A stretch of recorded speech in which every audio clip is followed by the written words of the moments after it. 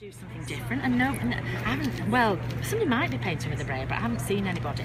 In my classes, we use a brayer a lot with some of the stenciling techniques. So people are used to having a brayer. If they're in dilutions, they're used to having a brayer. So I like, if somebody's bought something to use, I like to show them different ways to use it as well. Okay, so I'll do a brayered background here. So I'm going to take the green, and all I do is I just pick some paint and just put it onto the work surface. And these are really easy to screw back on as well, so I just get into the habit of putting them back on. I clean everything on whatever I'm doing. I'm terrible at that. And I take the brayer and I just roll some of it out. And then I'm just sort of lightly skipping.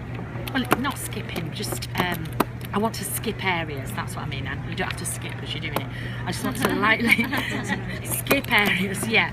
I start off light like this. If you wanted it to be more solid, you can go again and do. But so I start off light. Now this is solid, so you will never get the remainder off. So what I do is I just dry that, and then I usually draw patterns. Take a tag or take a journal page. Oh, that's one that's, sorry. And it gives you, it's a monoprint, which is, yeah, and it gives you a monoprint. So I do that, throw it to one side, and then take the next colour. Let's take turquoise. This is practically dry as well, so I go straight on top of it here, just add some paint. Everything's foolproof. The problem is people think too much. People think too much in. So they're like, I can't do it. They look at this. This is a brayered. This is what I'm doing. And they go, I can't do that. It's so hard. It's one easy step after one easy step after one easy step after one easy step. Do you see what I mean? So everything has to be easy for people to do. So I'm just sort of going in some areas. Now, because with the inks, you have to work in warms and cools. You have to work in the colour families, because otherwise you make a lot of mud.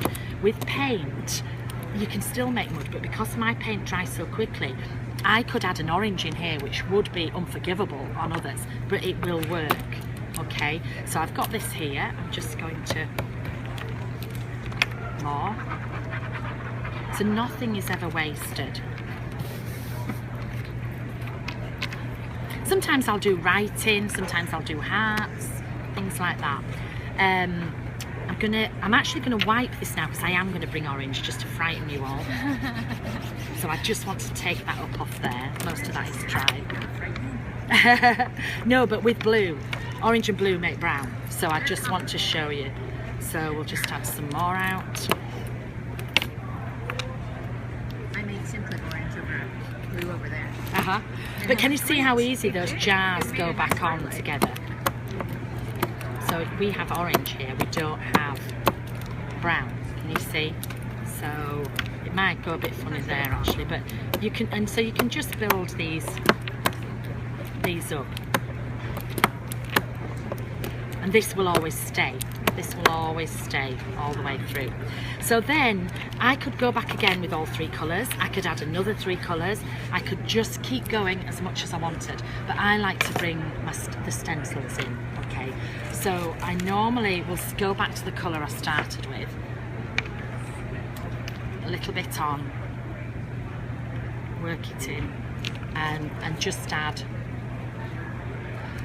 And the trick is to stick with the colours you've already used, and then no matter what you do, you can't do it wrong. If you brought in another colour that you haven't used, there is a tendency you could do something wrong. But can you see, it's just building the layers, and because the paint is translucent, well, it's semi-opaque, you can see the layers underneath as well. So you just build it up. This wipes off really, really quickly. I'm just going to get rid of that. Usually I would use that up till it's dry on another page, but because I'm demoing quick, I'm not. Let's take the skulls. We haven't done the skulls all day. Actually, just press on that. Do the skulls in black. Now these, once you've been using them a while, they should have, can you see? I don't need to go back and put tons on.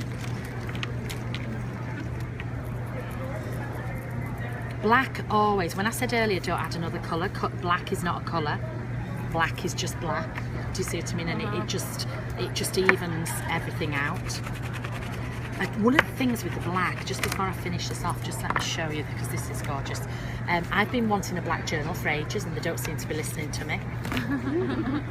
How many people want a black journal? Please write in. Don't mention my name, but please write in. But how's about this then? And this is why my paint is so good as well. This is why it's made for me, for journals.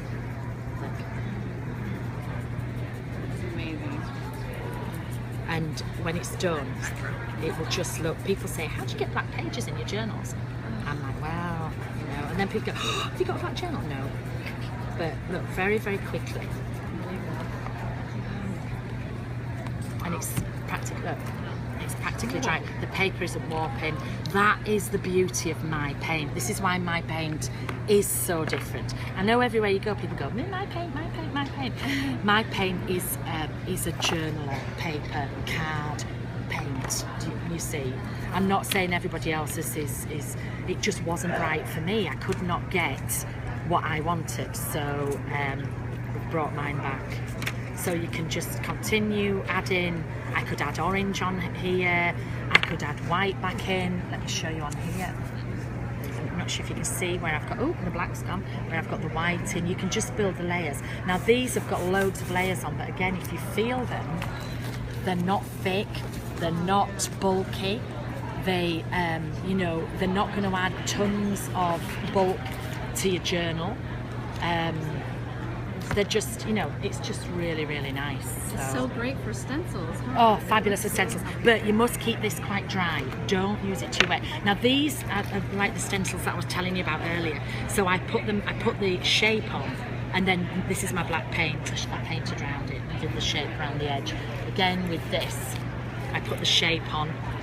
And then just took the stencil. This is what there is definitely going to be a video of. This is really cool to do as well. You just take your tool and you just add circles. That's a bit pale to see, but can you see that background is just all circles.